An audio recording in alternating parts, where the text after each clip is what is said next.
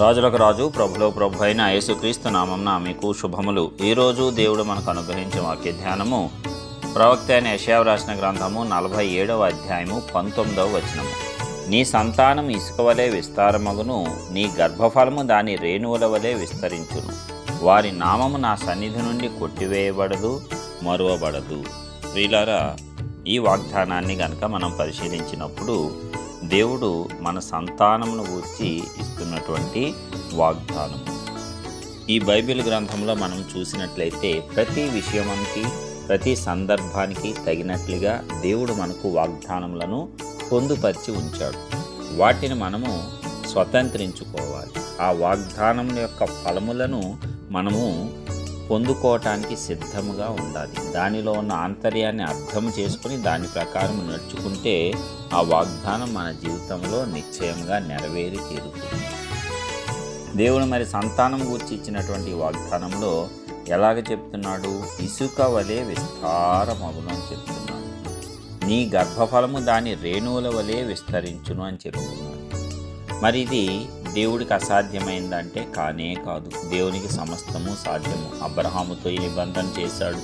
బయటకు తీసుకువచ్చి ఆకాశ నక్షత్రములను చూపించి, నీకు చేతనైతే వీటిని లెక్కించు, నీ సంతానాన్ని ఇలాగ చేస్తానంటాడు. ఒక్క కొడుకు లేనప్పుడు.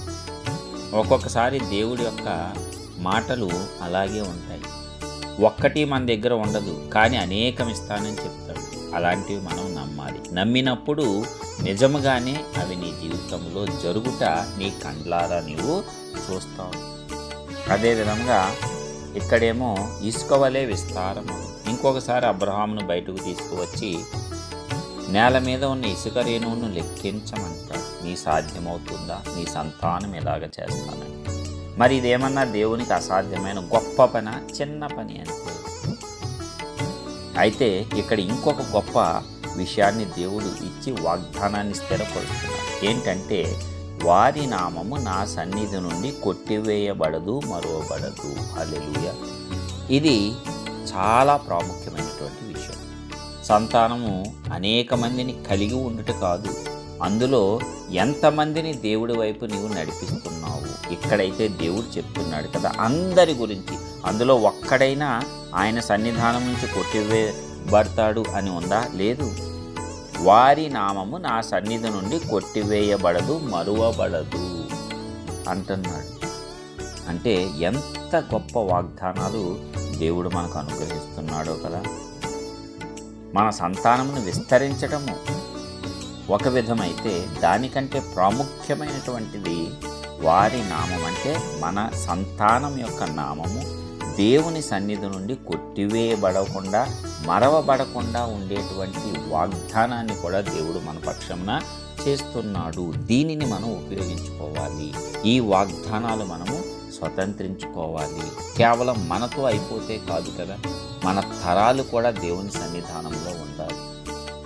మన గర్భవాసమున పుట్టిన వారందరూ కూడా తరతరములు కూడా ఆ దేవుని సన్నిధానాన్ని, ఆ మాధుర్యాన్ని అనుభవించాలి. దేవుని చేత మరవబడకూడదు వారెవరు, దేవుని చేత ఉపయోగించబడాలి. అట్టి రీతిగా మనము ఇలాంటి వాగ్దానాలు నమ్మి స్వతంత్రించుకొని, అలాగే వాక్యం గురించి మన తర్వాతి తరాలకు చెప్పి వారిని నేర్పించి నడిపించినప్పుడు ఇవన్నీ సాధ్యములే. ఇలాంటి సాధ్యమైన వాగ్దానాలు మన జీవితంలో పరిశుద్ధాత్మ దేవుడు అనుగ్రహించడానికి సిద్ధంగా ఉన్నాడు. మనం సిద్ధపడదాం. ప్రార్థన. సర్వోన్నతుడైన గొప్ప దేవ, ప్రియ పరలోకపు తండ్రి, మీ ఘనమైన శ్రేష్టమైన నామానికి వందనాలు. ఇదిగో అద్భుతమైన రీతిలో ఇప్పటివరకు కాపాడి రక్షించి ఉన్నారు అయ్యా.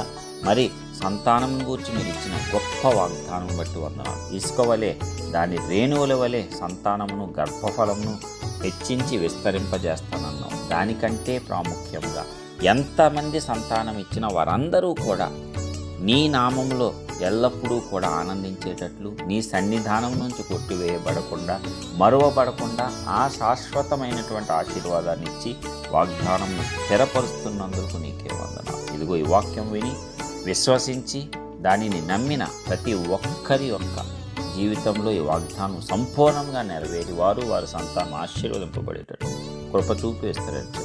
యేసు నామమున ప్రార్థించి పొందుచున్నాం పరలోకపు తండ్రి. ఆమేన్.